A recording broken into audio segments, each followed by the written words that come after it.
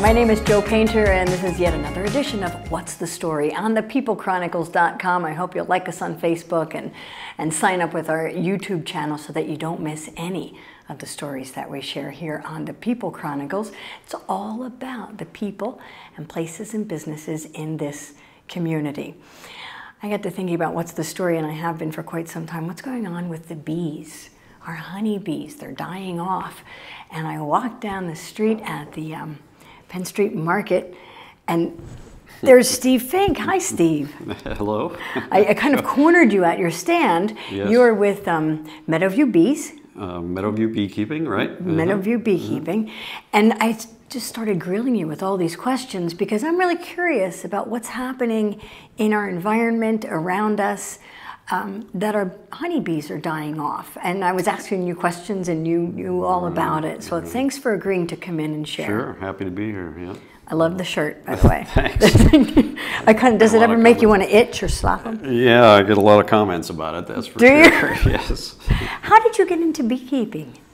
It's a hobby. My children went to college and my weekends got quieter, and I happened to see some of the one of the television shows, I think on the National Geographic channel, right. And it was about the honeybees, and this was in 2008.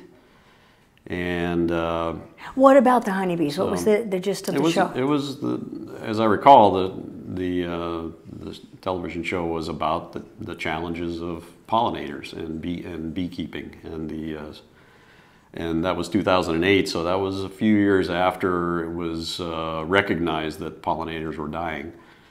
So that's what the show was about generally, and they had enough information in there about the workings of a hive and how to do it that I got intrigued and said, I'm going to try that.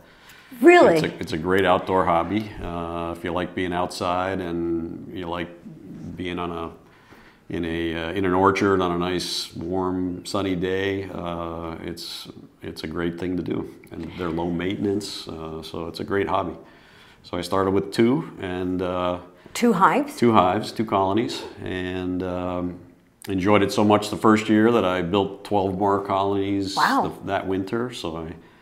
And it went from there up to about 100 colonies that I have now. You have 100 colonies? About 100 colonies, yeah. Well, you're certainly playing your part in keeping the honeybee population that's right. alive. I have to ask, come on, don't you think apiary, bees, hives, you kind of want to run the other way so you don't get stung? It seems to be a natural sort of reaction. Yeah. How do you avoid getting stung? Do you mask up, suit up? Sure, yeah. And if you read about it and you take a class, pretty early on I became the president of the Lehigh Valley Beekeepers Association. And we offer an introduction to beekeeping class. So we train a lot of people, new beekeepers, how to get into it and do it correctly.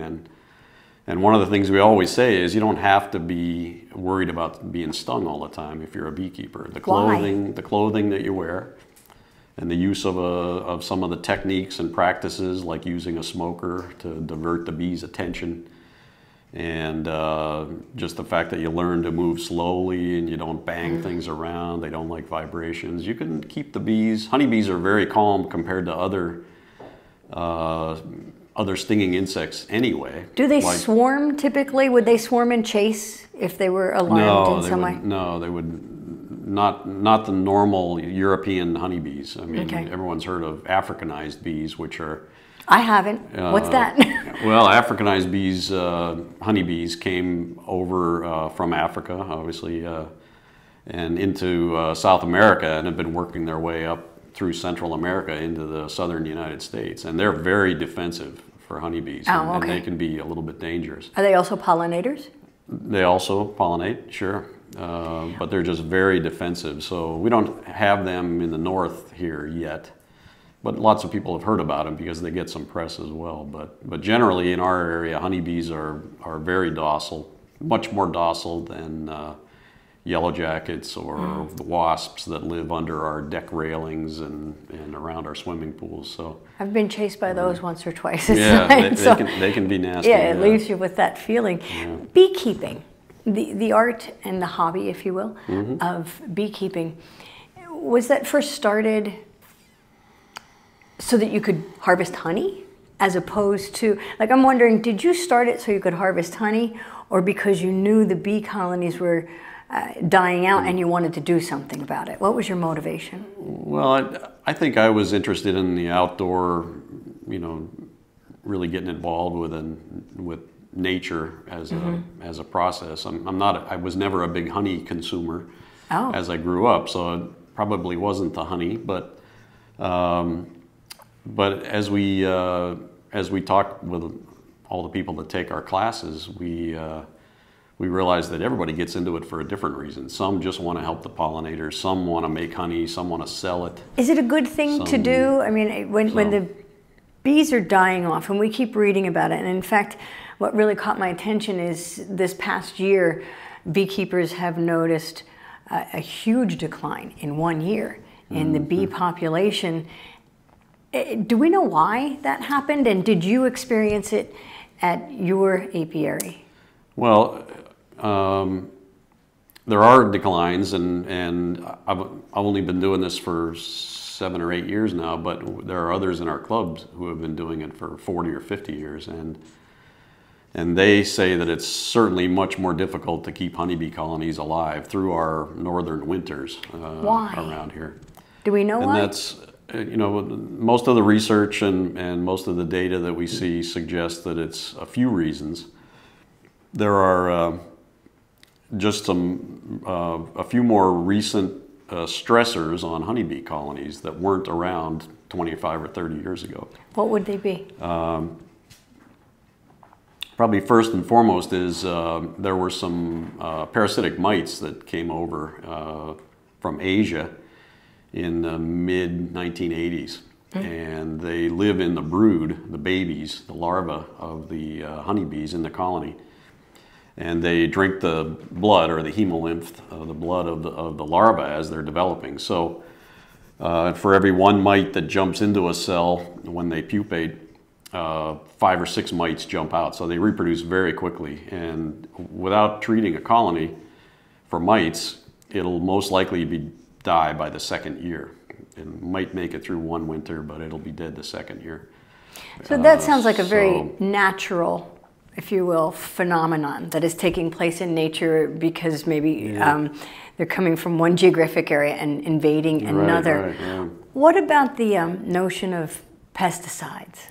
Right, that's the other thing. I mean, beekeepers have learned and have had several techniques over the years to treat for the mites, but then there are generally 3 causes that seem to add most of the stress to the honeybee colonies. One is the varroa mites, for sure, but the other 2 are systemic pesticides that the honeybees and the pollinators just can't get away from. You know, it's in the plants, it's in the flowers, it's in the pollen, and the bees just can't get away from it. You know, you used to be able to spray trees at night when the bees weren't flying, and that you could avoid the contact. But now, if the systemic pesticides are in the plants, the bees can't avoid it. You know?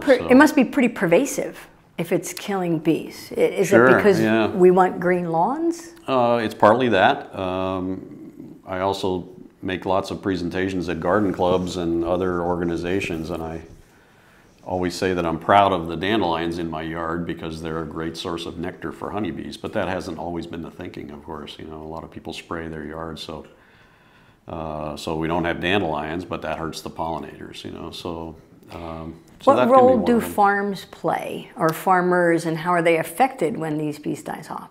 Well, it's a double-edged sword for modern agriculture because they need the pollinators to, we all know that about a third of the food on our dinner table is there because of pollinators. We need them to pollinate plants and fruits and vegetables.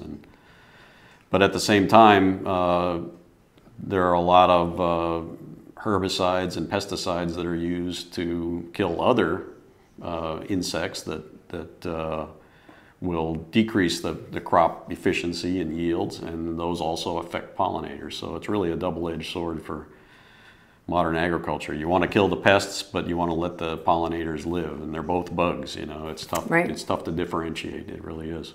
And when you talk about the pollinators being responsible for 1/3 of the food on our dinner table, what can we do short of becoming a beekeeper? Yeah, right. What are things we can do to save the honeybee? Yeah, well, there are all different levels of things we can each do.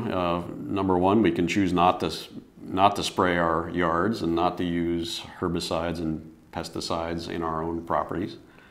We can support local beekeepers. You can become a beekeeper. You can plant local plants that will be food for pollinators and honeybees. You can, all indigenous plants. Sure, you can do that. Yeah, and so you can do all of these things that will at least not hurt the pollinators, or in fact help the pollinators. So we'd love to go back to the mode where everybody had a hive or two in their backyard. You know, back in the homesteading years, that's the way it was. Everybody had a garden, everybody had chickens, a couple of chickens. And a beehive? And everybody had a beehive. I did not know that. Because that was the main source of sweeteners before processed sugar was readily available. How can we support you and your efforts, Steve?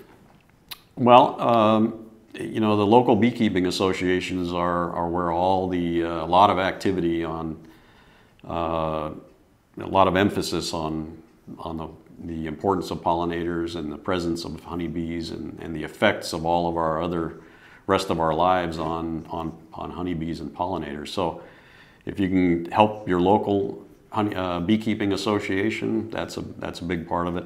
I understand that you sell and teach how to become a beekeeper. You sell the products necessary. Right. So how can we find you? Yep. I'm a dealer for one of the probably 8 or 10 different large manufacturers or suppliers of beekeeping equipment, Brushy Mountain Bee Farm.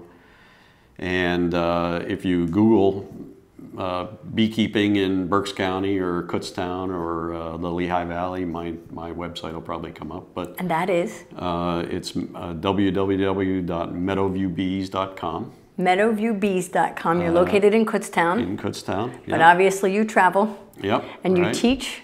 Yep. And you support the honeybees. Thank you, Steve, Very, very much. I appreciate your time, and now we learned something that we all can do to help save that honeybee.